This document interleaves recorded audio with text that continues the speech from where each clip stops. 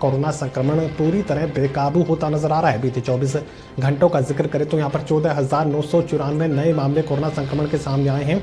उसके साथ ही छत्तीसगढ़ राज्य में अब एक विकट स्थिति इस बात को लेकर पैदा हो रही है कि सरकार ने ये निर्णय किया है कि पहले बीपीएल और गरीब, इसके अलावा सामाजिक रूप से कमजोर वर्गों के लोगों को पहले वैक्सीन कोरोना का दिया जाएगा और इसी को लेकर अब सामाजिक संगठन न्यायालय जाने की तैयारी कर चुके हैं। हरियाणा के छत्तीसगढ़ राज्य में अब वैक्सीन आरक्षण के साथ दिया जाएगा, यानी गरीब, बीपीएल परिवार के लोगों, इसके अलावा सामाजिक रूप से कमजोर वर्गों के लोगों को कोरोना का वैक्सीन सबसे पहले दिया जाएगा। और सरकार किसी फैसले को लेकर अब सामाजिक संगठन यहां न्यायालय में जाने की तैयारी कर चुके हैं, कोर्ट जाने की तैयारी कर चुके हैं।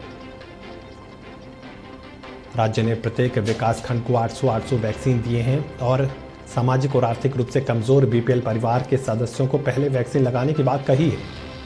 राज्य में आरक्षण के अनुसार लगेगी वैक्सीन, तो अब कोरोना की वैक्सीन में भी आरक्षण लागू करने का फैसला यहां पर छत्तीसगढ़ सरकार करती नजर आ रही है।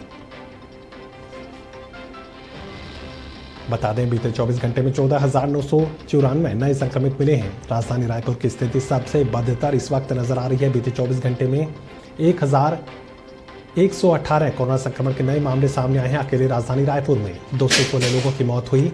अकेले राजधानी रायपुर में 56 कोरोना संक्रमितों की बीते 24 घंटे में मौत हुई। और छत्तीसगढ़ से मेरे सहयोगी नीरज तिवारी इस खबर पर हमारे साथ बने हुए हैं। नीरज, कोरोना की वैक्सीन में भी आरक्षण को लागू करना हैरत भरी बात यहां पर नजर आ रही है कि बीपीएल परिवारों की जिंदगी ज्यादा अहमियत रखती है छत्तीसगढ़ सरकार के लिए। जी महेश, बिल्कुल। जिस तरह छत्तीसगढ़ में कोरोना का संक्रमण लगातार फैल रहा है, थमने का नाम बिल्कुल भी नहीं ले रहा है, वैसे में आज से 1 मई से 18 साल से ज्यादा की आयु वर्ग के लोगों को वैक्सीनेशन शुरू करना की गाइडलाइन जो है वो भारत सरकार की तरफ से जारी की गई है। और उस गाइडलाइन पे पहले तो छत्तीसगढ़ सरकार ने वैक्सीनेशन को लेकर के अपना हाथ उठा दिया था कि 18 साल से ज्यादा की उम्र के लोगों को छत्तीसगढ़ में 1 मई से वैक्सीन नहीं लगाई जा सकती। लेकिन आनन फानन में देर रात ये फैसला लिया गया कि 1 मई से ये वैक्सीनेशन शुरू किया जाएगा और उसके लिए भी आरक्षण का जो ये नियम लागू किया गया है, ये जो है एक बड़ा सवाल सरकार के ऊपर उठा रहा है। और इसको लेकर के बहुत से ऐसे सामाजिक संगठन हैं जो इसका विरोध कर रहे हैं और कुछ सामाजिक संगठन तो इस पूरे मामले को लेकर न्यायालय की तरफ भी जाने की तैयारी कर रहे हैं। जी महेश।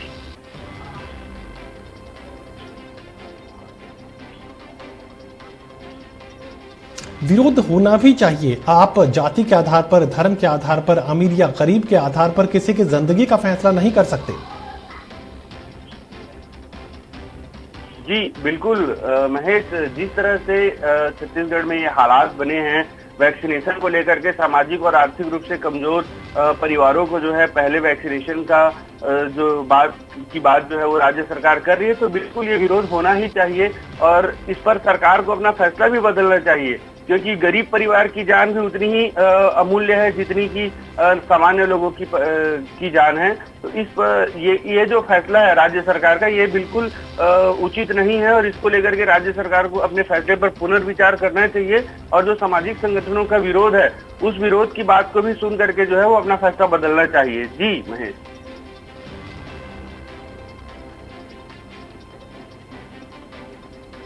चलिए नीरज, इस पूरी जानकारी के लिए आपका शुक्रिया। मेरे सहयोगी नीरज तिवारी छत्तीसगढ़ से जानकारी दे रहे थे कि अब कोरोना की वैक्सीन में भी आरक्षण को लागू करने वाली पहली सरकार बन चुकी है छत्तीसगढ़ सरकार, जो सबसे पहले बीपीएल परिवारों को, सामाजिक रूप से, आर्थिक रूप से कमजोर परिवारों को सबसे पहले कोरोना का वैक्सीन देने की बात कर रही है। कोरोना के वैक्सीन उपलब्ध करवाने में सरकार नाकाम रही, तो अब पैमाने यहाँ पर खड़े करने की कोशिशें की जा रही हैं, किसे सरकार वैक्सीन देगी और किसे नहीं।